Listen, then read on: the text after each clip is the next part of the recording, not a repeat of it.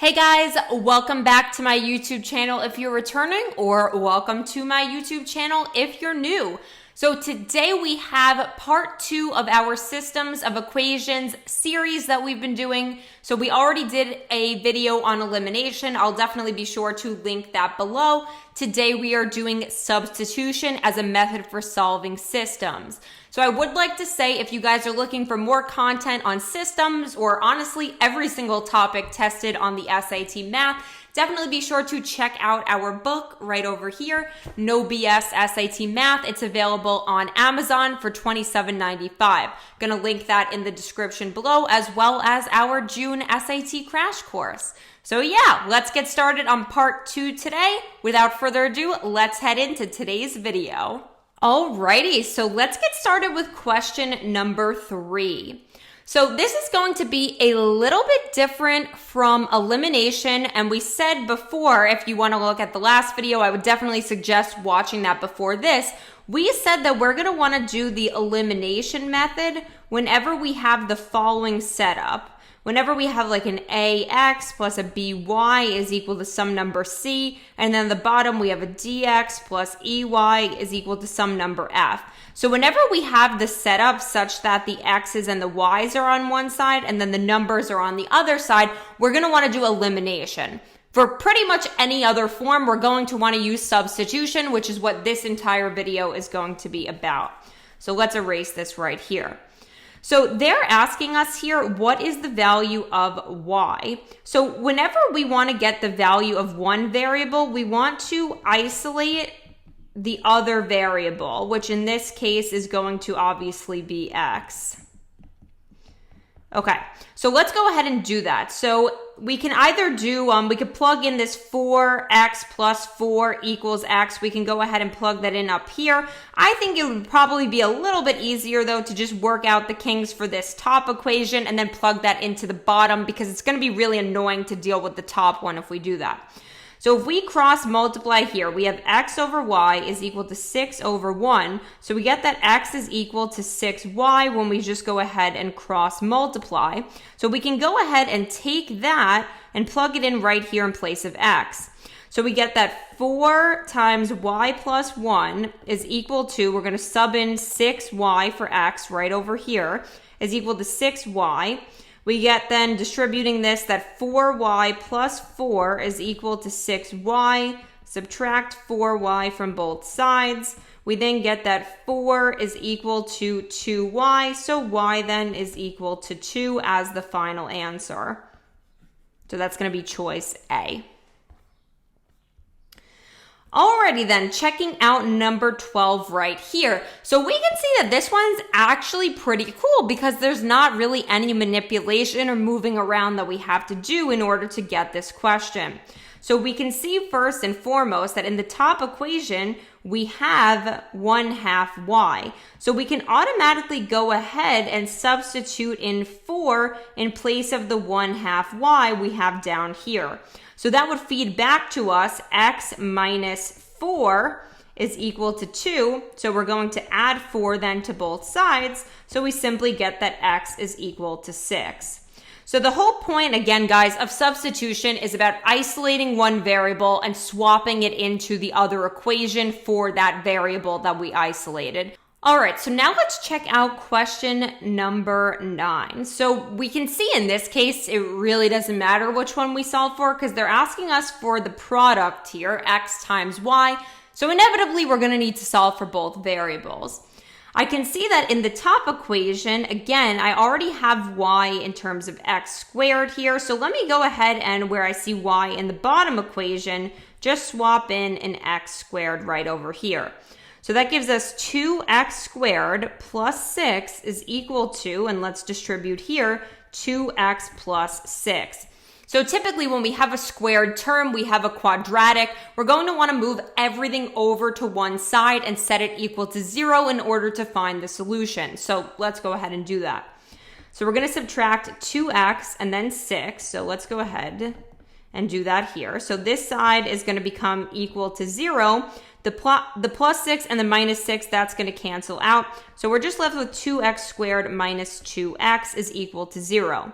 So we could see that both of the terms here have a 2x in them, so we can factor that out. So if we pull out a 2x, we're left then with x minus 1, and that's going to be equal to 0. So we're going to set each of these individual terms equal to 0. So 2x equals 0 and x minus 1 equals 0. So this becomes x equals 0. This becomes x is equal to 1. Well, we can see that in the question, they specifically told us that x is greater than 0. So that solution we can just throw in the trash can because we don't need that. So this is going to be the value of x. So let's go ahead and plug in x equals 1 into either of these two equations up here. The top one looks a little more inviting in my opinion, probably yours too, than the bottom. So let's go ahead and use that. So we get y is equal to x squared, y is equal to 1 squared. 1 squared is of course just 1. So when they ask us for the product here, which is x times y, we have 1 for x and 1 for y. So the product is just 1, which we can see goes with choice A. Alrighty, let's then look at another example here. Again, they're asking us for the ordered pair x and y. We can see that they were actually nice enough here to not make any of the x's or y's the same. So we can go ahead and solve for either one, and that will be sufficient to get the answer.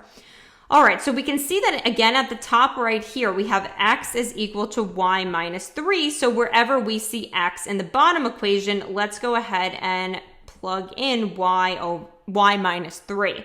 So we get y minus 3 over 2 plus 2y is equal to 6. So obviously I'm not a fan of the fact that one of them is a fraction and the other ones aren't. So why don't we go ahead? What we can do in order to remove a fraction is we can clear the denominator. So if we multiply all of the terms in here by 2, the number that we see in the denominator, that will get rid of the denominator because obviously 2 over 2 is 1 and the 1 is not going to matter.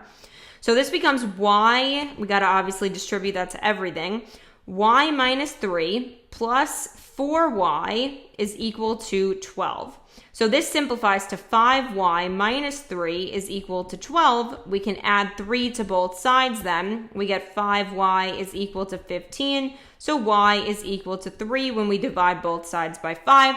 Again, they were kind enough to not make any of the y coordinates here the same. So we know that the y has to be 3. So choice B has got to be correct. Alrighty, so is this necessarily substitution? Not exactly, but I would group it into that camp if anything. So whenever we see that we have y equal to two different values like we do right here, this is a really convenient form to solve because all that we need to do here, if y is equal to one thing and y is equal to another thing, those two things obviously have to be equal to each other. So we can go ahead and set what the y is equal to in both of these cases. We can set that equal to each other. So we get x squared minus 4x plus 4 from the top is equal to 4 minus x from the bottom. Again, when we have a quadratic, we want to move everything over to one side and set it equal to 0 to find the solution. So let's go ahead and do that. So we're going to subtract 4 and add x. So we're going to subtract 4 and add x. So obviously the 4's here are going to cancel out. And we're left then with x squared minus 3x is equal to 0. So again, we can factor out an x. So we're left then with x minus 3 is equal to 0. So let's go ahead and set each of those factors equal to 0. So obviously this would just be x equals 0. And this right here, x minus 3 equals 0, gives us x is equal to 3. So you could either grid in, it says what is one possible value of x. You could either put in x is equal to 0 or x is equal to 3. Both cases would be correct. And finally, looking at number 14, we're going to need to do a little manipulation here to the bottom equation to get them both into the y equals form, but you'll see it's pretty much the same thing as the last problem. So in order to get the bottom one into y equals form, we're going to have to add 5x and subtract 8 from both sides, and then that would give us y equals 5x minus 8. So now that we have both of the equations in y equals form, we can go ahead and set what it is that they're equal to, x squared plus 3x minus 7. We could set that equal to 5x minus 8.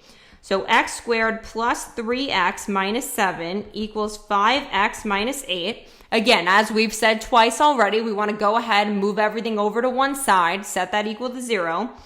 So minus 5x plus 8, minus 5x plus 8. We get x squared minus 2x plus 1 is equal to 0. So this is going to involve a little bit of factoring. Obviously going to make a separate video on that eventually, but let's just talk about how to factor that in case you don't know.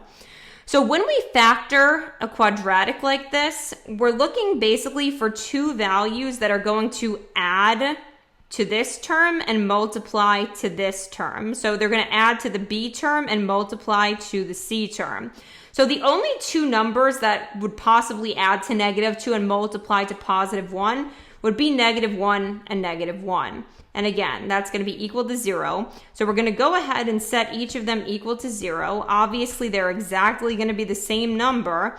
So we get x equals 1. So they're both x equals 1. So there's technically only one solution to this system of equations. So automatically then we know it's going to be choice C. Thank you guys so much for watching. Hope that you enjoyed today's video and learned a lot about substitution. So now we've got down substitution and elimination. So you are ready to be a systems of equations master over here.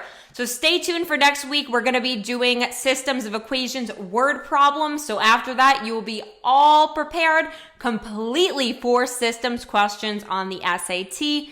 Definitely make sure to, again, check out our workbook, No BS SAT Math on Amazon. Link is in the description down below, as well as the link for our June SAT crash course, where we're going to cover all 4 sections of the SAT. Reading, the writing and language, and both of the math. So we would love to see you there as well. Thanks again, guys, for watching. Hope you enjoyed and learned a lot. Take care and have a fantastic rest of your day.